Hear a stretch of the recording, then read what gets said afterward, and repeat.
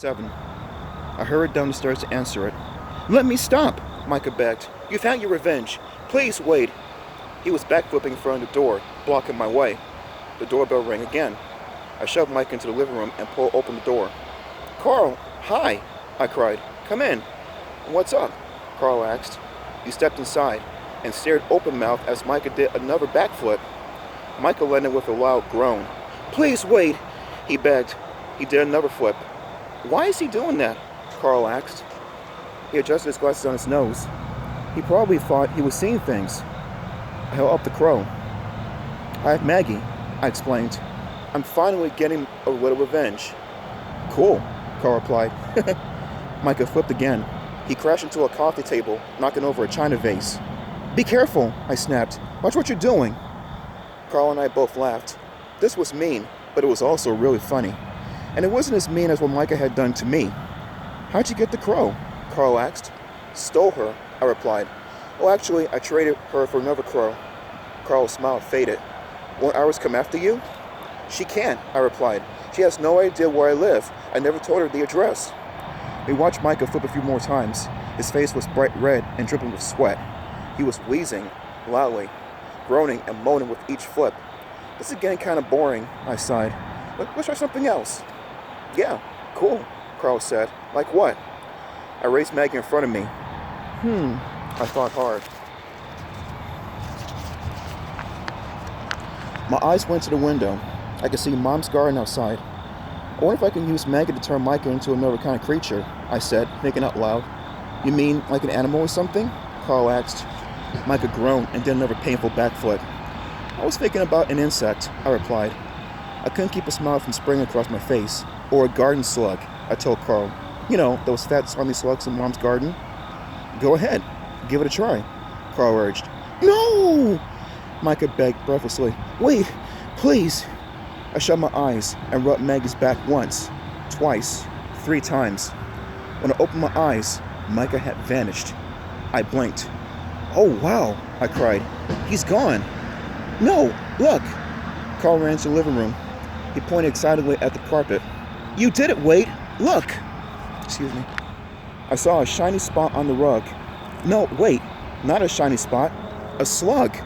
Micah spelled S-L-U-G, leaving a trail of white slime behind him as he inched forward. "Oh, wow!" I saw it, but I didn't believe it. I waited for a long time for this revenge, and I had to go through some scary times, but it was all worth it. I handed the crow to Carl, then I got down on my hands and knees and lowered my face really close to the slug. "How does it feel, Micah?" I called down to him. "How does it feel to be all wet and slimy?" I stared down at him. I kind of expected him to answer, but of course he couldn't make a sound. He was a slug. "You're really ugly now," I told him. "Bet you missed your hair, huh?" Micah slid along the carpet, leaving a thin slime trail behind him. "Bet you missed being a big shot boss, huh?" I called down to him. "Well, get used to it. I'm in charge now, Sluggo. I've got the crow. That means you're my control from now on." I wonder if Micah could hear me. I wondered if he could still understand English. I pulled myself up. Carl stared down at Micah. I pulled myself up. Excuse me. I pulled myself up. Carl stared down at Micah, shaking his head. "Maybe you should change it back," he murmured. "This is really too mean, and it's kind of dangerous, isn't it?" "Dangerous?" I replied. "You mean we could lose him, or maybe step on him?" Carl nodded. "Okay," I agreed. I took the crow back from Carl. "Let's turn him into something else. Something a little more fun. You pick something. It's your turn." "How about a frog?" Carl suggested. "Okay, great. A frog it is," I exclaimed. "We can make him hop down all the stairs." "Yeah, and we can make him eat flies," Carl added. "How great is this?" I declared. I love revenge. I raised Maggie in front of me and shut my eyes. I wished for Micah to become a green, hopping frog, and I rubbed Maggie's back 3 times. Carl and I stared down at the fat slug on the carpet, and as we stared, it started to grow. It took only a few seconds for Micah to go from slug to frog. His snug tongue shot out. He stared up at us with those wet, bulging frog eyes. "He looks so sad," I exclaimed, and burst out laughing. "That's the saddest frog I ever saw," Carl agreed. "Don't be sad," I told Micah, "or else I'll turn you into something worse." I gave him a little push. "Start hopping. I see you hop." "We beep, we beep." He croaked out a loud protest, but then he took a few short hops across the rug. I was about to give him another push when the doorbell rang. "Who could that be?" I cried. Climbed to my feet, made my way to the door, and pulled it open.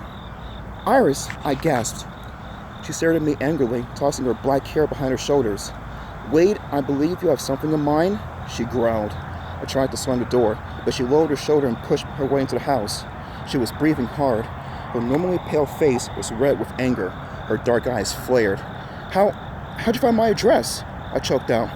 "I never told you the address." "Your brother paid me with a check," she expressed. "Your address was on the check." She lowered her eyes to me. The bird called loudly and fluttered its wings. "Where is your brother, Wade?" Iris demanded. Part 2, next time, of Chapter 27.